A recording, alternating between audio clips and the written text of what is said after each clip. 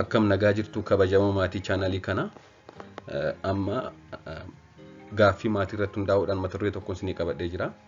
Innis immoo haaluma wal fakkaatu keessatti osoo guddatanii maaliif daa'imman tokko tokko qaqalloo tokko tokko immoo fufurdaa ta'uu kan jedhudha.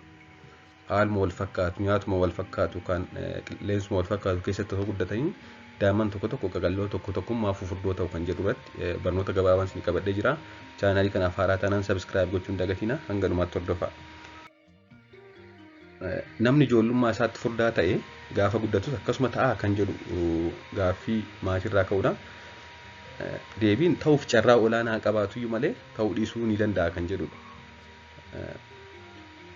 Daa'imni furdaan carraa yeroo barumsaaf ga'u furdaa ta'uu olaanaadha. Daa'imni waggaa tokkoo gadii yoo furdaa ta'e gaafa umuriin isaa barnootaaf ga'u jechuun naannoo waggaa 6 carraan furdaa ta'uu isaa ol ka'aadha. Daa'imni umurii waggaa tokkoo gadii fufurdoo ta'an 5 keessaa daa'imni tokko hanga waggaa 5tti furdaa ta'uun itti fufu. Daa'ima 5 keessaa daa'imni tokko jechuudha. Ijoollummaatti furdaa ta'an gaafa umuriin isaanii waggaa 5 ga'anillee fufurdoo ta'an itti fufu jechuudha. Daa'imman umurii barnootaaf yeroo ga'an fufurdoo taanaan gaafa nama guddaa ta'anis carraa fufurdoo ta'uun isaanii ol ka'aadha.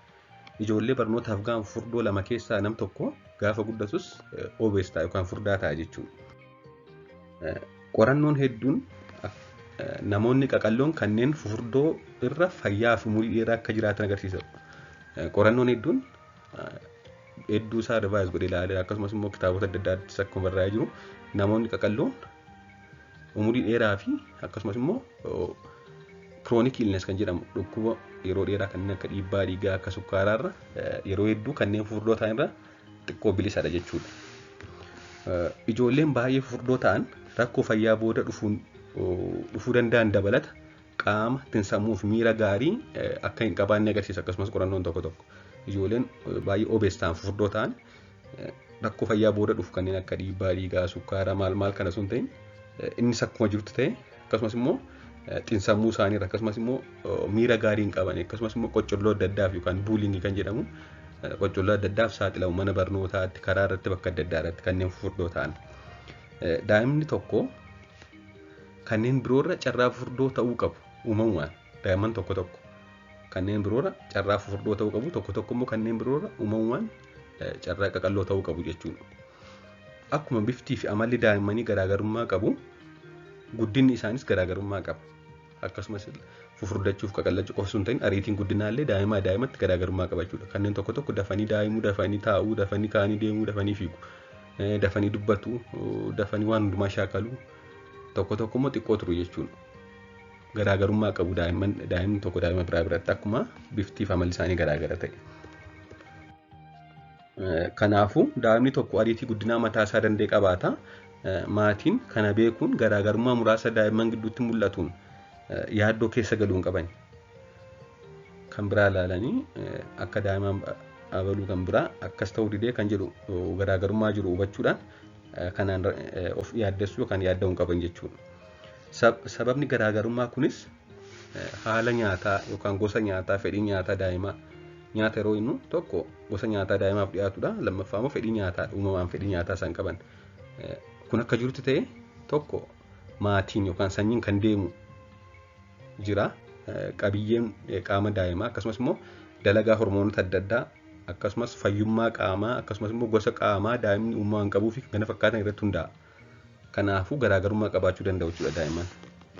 Sababa garaagarummaa nyaataa qaban yoo nyaataan immoo tokko ta'e haalli qilleensa keessatti guddatan tokko ta'e sanyiin maatii keessa qaqalloo kan ta'an yoo jiraatan hedduun daa'imman qaqalloo ta'u maatii keessa immoo maatiin fufurdoo ta'an daa'imman hedduun fufurdoo ta'u akkasumas immoo hormoonota adda addaa fayyummaa qaamaa gosa qaamaa daa'imni uumamaan irraa uumame kana irratti hundaa'a jechuudha qaamni daa'immanii.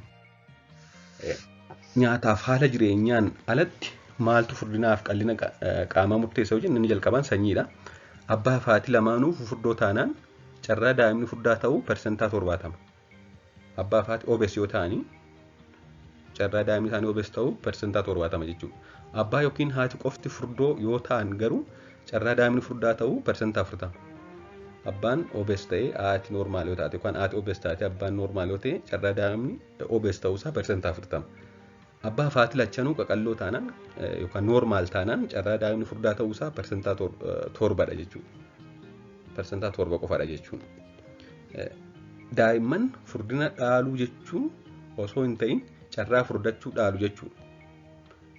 Daa'imman furdina maatiirraa hin dhaalan haa ta'u malee carraa furdachuu maatiirraa dhaalu.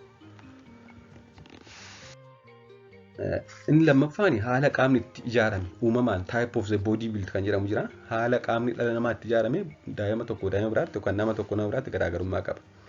Gosni qaama namni tokko uumamaan irraa ijaaramu bakka afuritti qoodama. Isaanis ectomorphous kan jedhamu daa'imman akkasii yookaan namoonni akkasii uumamumaan qaqalloo fi dhedheeroo kan ta'anidha. Gosni akkasii annisaan yookaan kaalooriin isaan argatan hedduun furdinarra gara dheerina qaamaa akka deemu taasisa. Kanneen uumamaan qaamni isaanii ectomorphous ta'e qaqalloo fi dhedheeroodha. Kanaaf annisaan isaaniis gara furdinaa osoo hin ta'in gara dheerina qaamaa deema jechuudha. Kanneen mesomorphous ta'an immoo ulfaatinni fi dheerinni qaamaa wal madaalee akka deemu kan taasisanidha. Kanaaf annisaa sana argatan wal madaalee deema jechuudha. Walakkaan gara ulfaatina qaamaa dabalutti walakkaan immoo gara dheerina qaamaatti. Kanneen indomorphous ta'an immoo fufurdoo ta'anii garuu dhedheeroo kan hin taanedha. Gosni akkasii annisaan hedduun gara dheerina qaamaa dabaluu osoo hin ta'in akka fufurdatan kan taasisudha jechuudha. Indomorphous kanneen jedhaman kanneen akkasii baay'ee dhedheeroo hin ta'in garuu fufurdoo kan ta'anidha. Inni arfaffaan immoo mixed kan ta'anidha, kan makaa ta'e kan gosa sadan armaan olii of keessaa qabu. Kanaafuu uumamumaan namoonni tokko tokko qaqalloodhaa osoo nyaata kan barbaadan nyaatanii baay'ee dabaluu dhiisuu danda'u. Namoonni tokko tokko immoo gabaaboo furdoodhaa. Namoonni tokko tokko immoo qaamni isaanii wal madaalee deema, tokko tokko immoo mixedidha jechuudha. Kun nyaata wal fakkaatan istoo nyaatanii qilleensa tokko keessatti osoo guddatanii jijjiiruun hin cima jechuudha. Maaliif qabiyyee qaama namni tokko irraa uumamaan tolfamedha. Type of body build kan jedhamu jechuudha. Kanaaf kun garaagarummaa qabaata waan ta'eef daa'imman akka mataa isaaniitti guddatu jechuudha. Inni garbiraan amala daa'imni uumamaan qabudha yookaan temperament jedhamu. Daa'imni akka furdatu kan taasisu hangaa fi gosa nyaataa qofa osoo hin ta'in akkaataa isaan itti annisaa gubanis gahee guddaa qaba. How they burn their calories, akkaataa isaan itti kaaloorii guban. Kanneen baay'ee fiiguuf taphachuu baay'isan yookaan jaallatan annisaa hedduu gubu waan ta'eef furdina cimaa hin godhatan yookaan obese hin ta'an jechuudha. Baay'ee fiiganii taphatu taanaan daa'imman. Kanneen taa'uu baay'isan immoo kanneen badaa sosocho'uu hin barbaanne taa'uu baay'isan immoo waan kaaloorii hedduu hin gubneef kaalooriin kun kuusuun qaamni isaanii carraa furdina qaamaa hamaa ta'e qabaachuu hedduu ol kaa'adha jechuudha. Kanneen baay'een sosocho'an kanneen yeroo hedduu ta'anii diijitaal miidiyaa ilaalaa oolan kanneen televezyiinii ilaalaa oolan carraa furdachuun isaanii akka waliigalaatti yeroo hedduu daa'imman hedduun qallataa deemu. Beebii tiins aawut jedhama. Naannoo waggaa tokkootii kaasee daa'imman hedduun qaqallataa deemu. Akka waliigalaatti egaa. Haa ta'u malee hundumaa jechuu miti. Daa'imman hedduun naannoo ji'a ja'aa fufurdoo yookaan cuubii kan ta'anidha. Naannoo ji'a 8 yeroo daa'imuu eegalanii fi naannoo waggaa tokkoo yeroo deemuu eegalan daa'imman hedduun qallataa deemu. Naannoo waggaa 2 booda yeroo fiiguu eegalan immoo dabalataan qallataa deemu. Akkasumas ariitiin guddina qaamaa waan hir'ataa deemuuf naannoo waggaa 2 fedhii nyaataa ni hir'ata jechuudha. Spiidiin guddina qaama isaanii hir'ataa waan deemuuf kan waggaa jalqabaa naannoo waggaa 2 fedhii nyaataas dhabuu danda'u. Naannoo ji'a 6 hanga waggaa 1 daa'imman hedduun furdaa ta'aniyyuu malee waggaa tokko eegalanii qaqallataa deemu yeroo sosocho'uu fiiguutti ka'an jechuudha. Kun akka waliigalaattidha. Daa'imman hedduun naannoo waggaa 2 fi 3 qaqalloo ta'uu ni danda'a. Kana jechuun furdinni qaama isaanii gosa qaama isaaniif sirriidha jechuudha. Gosa qaamaa sasila jennee gosa qaamaa arfansila jennee akkaataa qaama isaaniitti furdatuuf qaqallatu. Qaqallachuuf huqqachuun garaagarummaa qaba. Qallaa yookaan qalloo yookaan giddu galeessa ta'uun mallattoo fayyummaadha. Huqqachuun immoo mallattoo hanqina nyaataa yookaan dhibee wayii qabaachuu ta'uu mala jechuudha.